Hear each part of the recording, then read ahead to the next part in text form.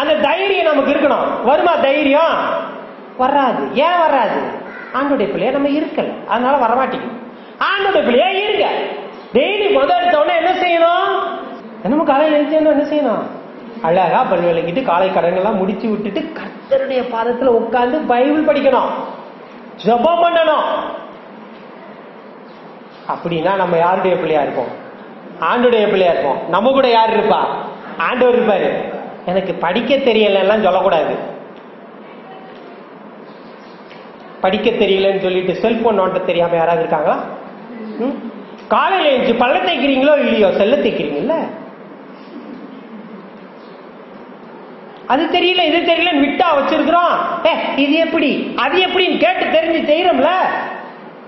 அதனால அது தெரியல, இது திறந்தாலே தூக்கமா வரட்டும், தூங்கி ஏஞ்சி படிங்க. எவ்வளவு நேரம் தூங்குவீங்க? எனக்கு ஒன்னும் புரிய மாட்டேங்குது. எந்த புத்தகத்தை படிச்சு நம்மளுக்கு என்ன புரிஞ்சிருக்குது? எத்தனை போயம் படிக்கிறோம், எத்தனை திருக்குறள் படிக்கிறோம். ஒரு திருக்குறளுக்கு வந்துட்டு அர்த்தம் சொல்லு பார்ப்போம்.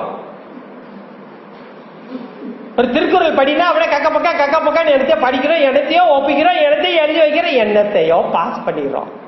என்னத்தையோ அது மாதிரி படிங்க. பைபிள புரியுது புரியல படிங்க. அப்பதான் தைரியம் வரும். பயம் ஓடும்.